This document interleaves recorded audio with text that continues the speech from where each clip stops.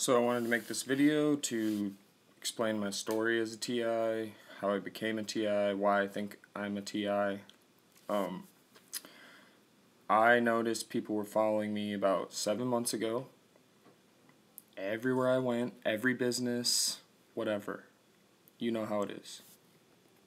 At first I thought it was feds because I was involved with some drug stuff, and I just assumed it was DEA or a narcotic enforcement team, something like that. So I went with that. Well, months went by and nothing happened. I wasn't arrested. So I thought it was kind of weird that I was still being followed. I brought it up to my girlfriend at the time. She noticed people were following me. So I said, fuck this. I'm not putting you through this. I'm going to move away. Hopefully the heat will die down. So I drove from Detroit all the way to Portland. They followed me all the way there. They infiltrated my life in Portland. Gang stalked the fuck out of me. I moved back to Michigan, and all my bridges were burned. For no reason, seemingly. I have done a lot of bad things in my life due to drug use and stuff like that, but these were like my best friends, that just didn't want shit to do with me anymore for no reason, though. And I spent some time with them, and they were signaling to each other and to other people on the road, and I just knew that they were involved too. So it was this ultimate betrayal. And then I had to write it down because, as you know, this is chaotic. It fucks with your memory because there's so much trauma, and you can't really make what's what. You know what I'm saying? So I sat down and I wrote, this is what I call my D-Day as a TI. I think a lot of us have a D-Day where it was just harassment, betrayal after betrayal, and this day was designed to make you basically act out or kill yourself. So I said, coming out of Denver into Castle Rock, Colorado was a hellish experience at best. I was essentially forced off the freeway, and the cowards that vehicular mobbed me forced me to crash into a snowbank. This happened in front of bystanders, fellow vehicles, during a blizzard, also in front of a cop. Everybody on the road that saw it happen were laughing at me as I screamed for help. I called 911, and they informed me that since I had no license plate numbers, they would not be able to send an officer out to take my report.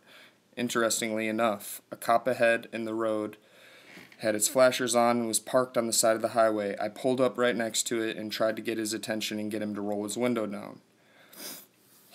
I mouthed the words, "Help," and he just acted as if he couldn't hear me with a smirk on his fucking face. I don't ever call the police when I have problems. I usually have handled my own shit just because that's the type of lifestyle I lived before. I really wanted to bang on his window, but obviously I didn't because he's a cop. I was fearful for my life. My car was damaged. Semi-trucks blared past me and tried to run me off the road and hit me, so I pull into the Colorado Springs Shell gas station, deciding to wait out the storm. One lonesome police officer was standing outside during this blizzard, mind you. I say hello to him. He nods sternly, and as I exit the gas station, he says, "Good luck to you." Just like that, with a creepy, strange smile. I decide to go because, again, I am fearful for my life. My car's damaged. Again, my little Honda sedan maneuvers gracefully across the interstate into the closest gas station. So now my front end is totally fucked and smashed because of the cars that ran me off the road. I sit at this gas station and FaceTime my friend.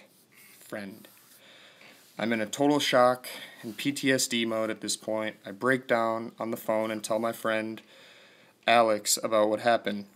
She sat and talked to me all night.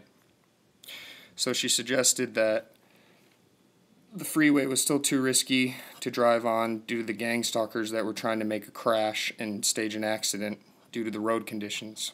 I should call a tow truck. The logic behind this was that they couldn't ram me if I was inside a huge lifted tow truck and my car was on it. Needless to say, homeboy takes 2 hours to show up. He says he will tow me to the nearest stop that he trusts. I say okay. I didn't have anybody else to trust at that point. He ends up driving me to some dude's house with a converted garage, like one of those Craigslist shops. Creepy ass looking dude, like Hills Have Eyes looking motherfucker. He looked like the hills have eyes, is what I wrote. The whole time I felt uneasy. I had a horrible vibe, and I had to drive my car as is out of Colorado. I pull onto the interstate, and I see this random black dude who looks distressed on the side of the freeway. His car was rolled in the ditch nearby.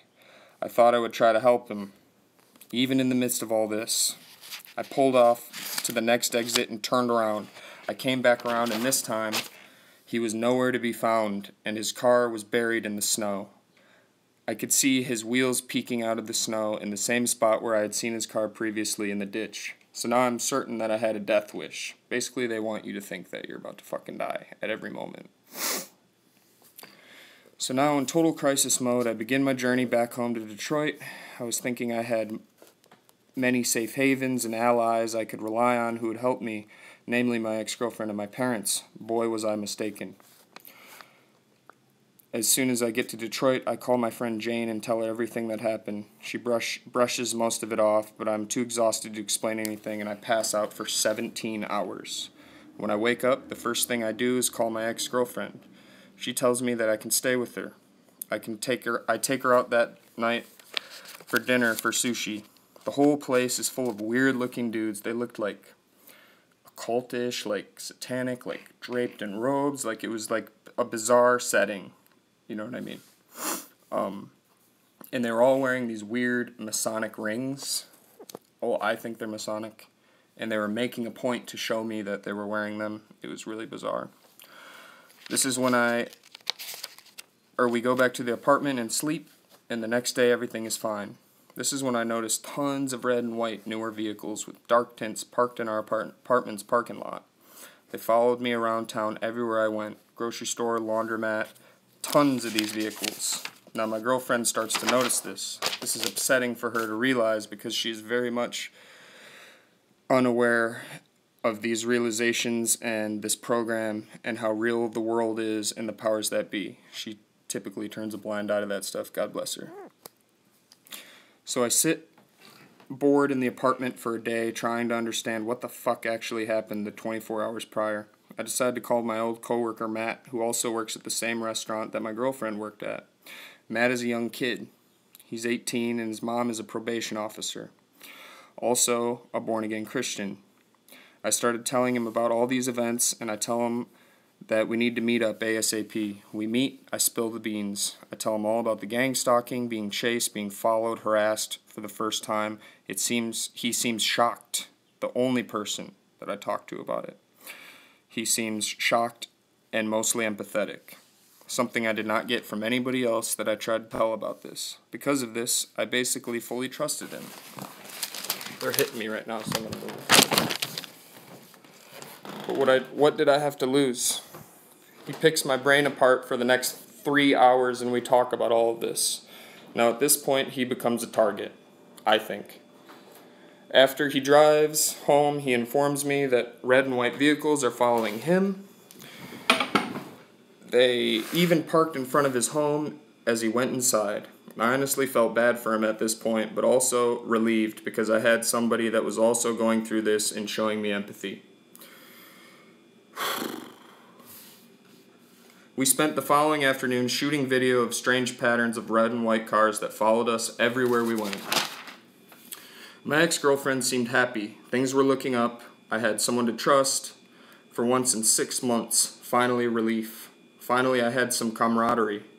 Misery loves company type shit. Now my ex-girlfriend was moving into a new place the next week. I thought everything was cool.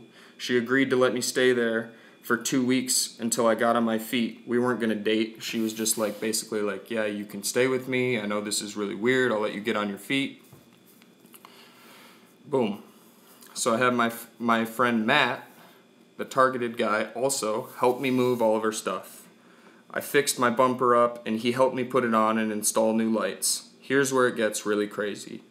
We finish the repairs on my vehicle and head to my ex-girlfriend's house. We walk in and everything is cool. We start visiting and then me and Matt decide to go to Walmart. The plan is to buy spy cameras and a dash camera. We find both. I notice, however, that Matt is doing the same hand signals to the other patrons in Walmart that all my perpetrators use. He wasn't doing this before. I couldn't believe my eyes. I told him to stop scratching his head in the same spot every time we passed somebody in the store. He said okay, but continued to signal to people. I told him to stop again, and I was going to slap the fucking shit out of him if he did it again. At this point, he became really nervous. He was really smug and kept hand signaling to everybody we passed on the way back to Suki's, who is my ex. I pull Suki aside and tell her that I believe Matt is involved. She tells me to relax, sit down, and that I'm just being paranoid. I foolishly tell myself that the truth is just that. Now my ex-GF's friend comes over. One is my old manager from the restaurant I used to work at. We smoke some pot, and I melt into the couch. I pull my hoodie tight around my face and I laugh. My old manager looks at me and says, "Does that make you feel safe when you do that?" It was fucking chilling, okay? I didn't think anything of it. I just laughed it off and said yes. After an awkward silence, she asks if I want to go outside for a smoke. I agree. She brings her friend, the guy, outside with us. I immediately then start talking to him and her, and they start using directed conversation, throwing the words target and stalk, just super out of place. I just ignore it. We go inside, and now I'm totally betrayed. I'm now left with all my eggs, all my trust in one basket, my ex-girlfriend. Everyone leaves, and we go into her room.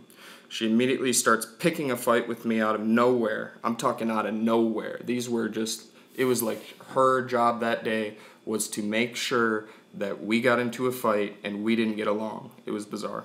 We've had a lot of arguments, real arguments before that. This is when she breaks up with me, or tells me to fuck off, basically. I was thinking she's going to get back with me, but boy was I wrong. She basically tells me to fuck off. So obviously, I'm upset and I call a friend to hang out. She agrees and I storm out. So now I'm really assed out, and all I have is my friend Hugh, who's here in Michigan still, or was. He also was a perpetrator. He was signaling to people. That's all I wrote.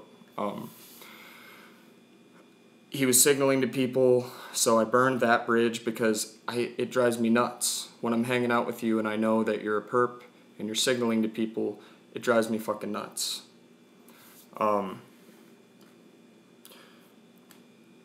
So me and him drove around town, and I kept telling him about this stuff, and he's smugly like, oh, you're just paranoid, this and that. I'm pointing stuff out on the road. He's signaling to people as he smugly smiles, doing all this shit.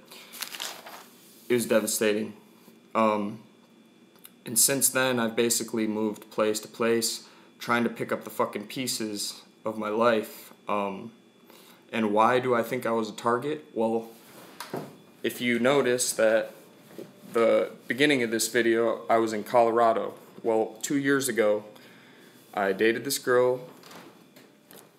She lived in Castle Rock, Colorado, in a big old mansion, something I'm not used to. It was super cool. She was cool. I was using drugs at the time. She asked me if I wanted some Xanax. I took a handful of Xanax, and that night I blacked the fuck out. I stole her laptop, and I stole her Suboxone. I don't know if any of you have done drugs. Suboxone is like a medication for heroin addicts to taper off using them, or using dope, rather. It's like methadone, kind of. So I stole her box of Suboxone, and I stole her laptop, and I woke up in a hotel room in Iowa with no recollection of what the fuck just happened. Well, a year and a half later, boom, all this shit starts coming to light, and I'm being followed and all this bullshit. So I think it's because of me doing that to her. Her dad is the vice president of State Farm Insurance. Her name is, what's her last name? Kelsey Brooks. Her name is Kelsey Brooks. Her dad is the vice president of State Farm Insurance, and that is who I believe is responsible for my targeting. I was also a vegan activist the past year ago, and I still am. I posted some videos of some weird orb-looking UFOs on YouTube. I also think that might be a factor. But mainly, I think it is because I stole a laptop and prescription medication from this woman, Kelsey Brooks, whose father is obviously a powerful man. Hopefully that gave you some insight. I'm not trying to be scattered, but it's hard when you're trying to work through your story and there's just been so much fucking fuckery that's gone on, and they thought jam you and speech jam you, and it's difficult. God bless.